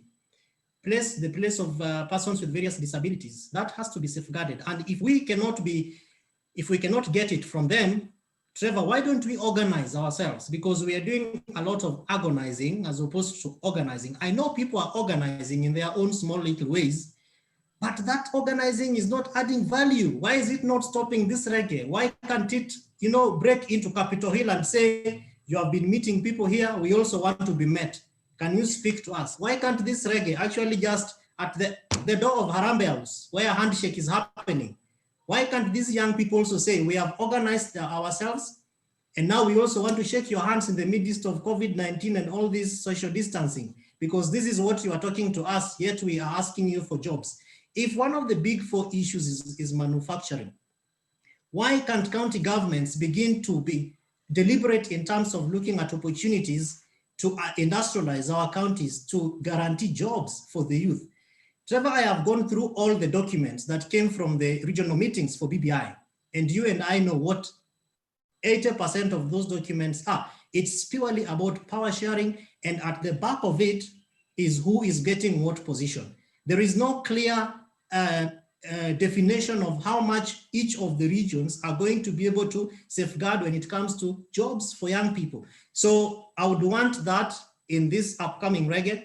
Number 2 is on national executive. If we are going to ensure that we have a prime minister and all these issues, is it possible then to ensure that we segregate these positions to ensure that the deputy president and the president, their interest is purely on the pledge for which they are voted on, which is service delivery, that they'll be able to have 22 cabinet secretaries whose time will be to ensure that services are being delivered, and the president and his deputy will jointly visit the county governments and ensure that action is actually taking place, that what is happening at the national is the same way as Kenyans say, you are talking about it at this level, lakini kwa ground vitu ni totally different. So that if the executive is going to be considered, I am asking for a stronger executive that can be also that will be able to work through intergovernmental relations with county governments to strengthen the influence of national government programs and projects at the county level. Last but not least, Trevor, is to look at the National Assembly. Can we ring fence spaces for young people, for women, and for persons with disability? These things we are talking about, appointing, nominating, and all that, you and I know who gets nominated into these positions. We know them. But is it possible to ring fence certain either constituencies or arenas specifically for persons with disabilities? Because we know the challenges that PWDs go through when it comes to elections. We know the challenges that women go through when it comes to elections. We know what the young people like Mukami here, I used to be young, now I am a little bit old. What these young people go through is not what we want to compare with people who have stolen monies from Kenyans and will be carrying them in bags to dish out. The Senate must be strengthened to protect devolution. That is the spirit of why Kenyans voted for a new constitution. Let the Senate come out very strongly to be able to safeguard the interests of devolved governments when this new reggae tune is played. I would have said more, but I am sure that we are cognizant of time, Trevor. Thank you. Odede? Thank you. Thank you, Trevor. One, just to pick up from where Kevin has left off, we can exercise our Article 35 rights to access this document. I think we should. That's just a by the way. If the Constitution were to be amended, I'd like to address 4 chief things. One, I would like us to address corruption, the fight against corruption. I would like us to address impunity. I would like us to address the gender rule requirement, and I'd like us to strengthen devolution. I'd probably just focus on those 4 main areas if I was to work on the Constitution. I think we have enough governance structures in place. We don't need to expand the executive. The governance structures is inclusive. Every county, every constituency, every ward is represented by somebody in this country. So that is there. So I would go and ask that the 2/3 gender rule, that's Article 98 and 97 and 98 be amended so that we import the wording of Article 177 so that there's nomination to bridge that gap. So that we are done with that story in terms of gender representation. I know there's a lot of sentiment around, do we need more women, blah, blah, blah. But that's another agenda, another story. Let's comply with the Constitution first and let's make it, enable it. Secondly, I would delete Article 99.3. Article 99.3 is the one that allows people with criminal records and corruption cases to vie for jobs in parliament. I would delete that clause so that we are good to go with those who are given to us as leaders.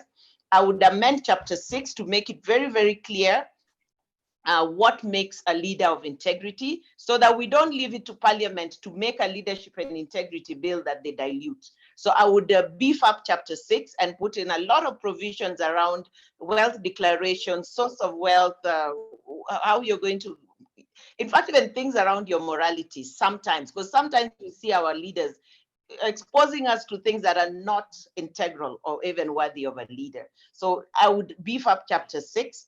I would strengthen devolution by giving them more funds and anchoring it in the Constitution. But of course, we'll deal with corruption if that were to arise. Impunity. I think when somebody defies the Constitution, when somebody acts in an unconstitutional matter, they should not be a step 2 or 3, or I have to go to parliament, I have to set up a commission or blah, blah, blah. You go home. And it's just got to be immediate so that we stop seeing this impunity where rule of law is overlooked, constitutional provisions are sidelined. Why aren't the judges being appointed? And there's no role of a president in that issue. The appointment, the Constitution is clear, the JSC shall appoint and give the names to the president. So why is the president refusing to swear them in? I mean, really, I think those are things that we should find ways of putting words in the Constitution that where the president fails to abide by the Constitution, which is swore to uphold, he just goes home. We don't need a process 2, 3, or 4. Okay. So those are some of the things I would tighten the Constitution just to safeguard something, because some of our frustration is our inability to turn into rights or fruits what we already have in the Constitution. The Constitution is a beautiful document. We probably don't need to amend it, but we need to be able to have tangible fruits out of it. And that's part of our frustration. All right. Thank you so much. Rosa Wangu says reggae can be postponed. We have more pressing issues to deal with currently, and constitutional change is not even one of them. Masi Jelimo says the reggae should not erode the gains for youth and women. If anything, we need more explicit provisions for youth women, and PWDs, which is persons with disability. Murioki Ndwiga says, BBI Report 1 was launched at Bomas. It was never availed to the public. Does Bosire know what was launched? How sure are we that the document will be made even public? And we see Veronica Maine says, agree, Wangu, let the reggae stop. Kenya has other better pressing issues. Why keep the process very secretive anyway? Pauline Opemo says the youth have voiced their opinion and recommendations to the BBI task force through Y4BBI, Youth for BBI, that is a consortium that is a multi-sectoral constellation that propagates ownership of the BBI to the youth starting from grassroots level. All right, Kimani Wakimani says secrecy and delay of BBI report could be an issue of timing, possibly to avoid it degenerating into the emotions we witnessed in Senate recently when they debated revenue sharing formula. Pauline again Opemo says, Trevor, I wish you would speak on shared prosperity as one of the main tenets of the BBI. Yes, we were running out of time here, but the thing is, we were just speaking on the BBI that we know. We are not sure whether that is going to be the final BBI that comes out. But I want to take this opportunity to thank all my panelists here.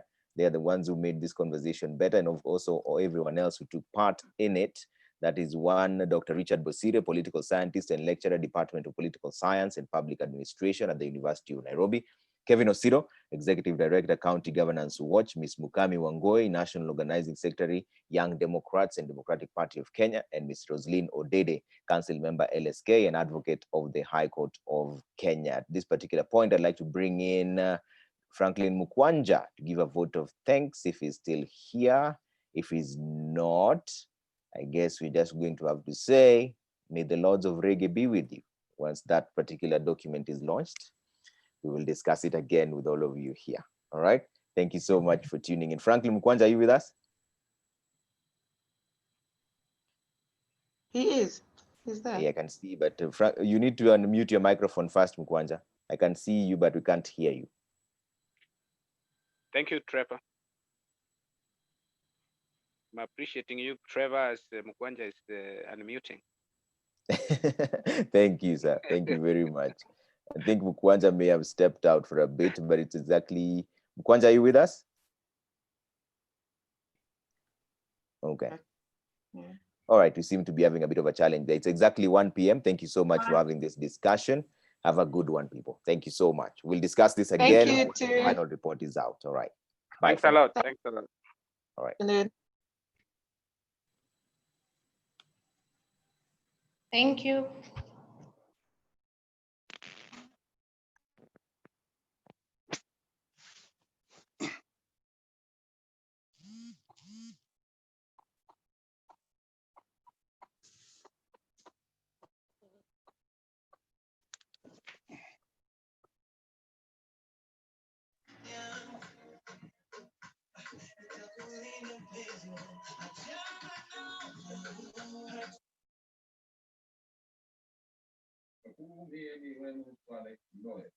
Ukosefu wa ajira nchini umeongezeka maradufu kati ya mwezi Aprili na Juni mwaka huu. Watu zaidi ya milioni 1.7 wapoteza kazi. Kulingana na shirika la kitaifa la takwimu, idadi ya Wakenya walioko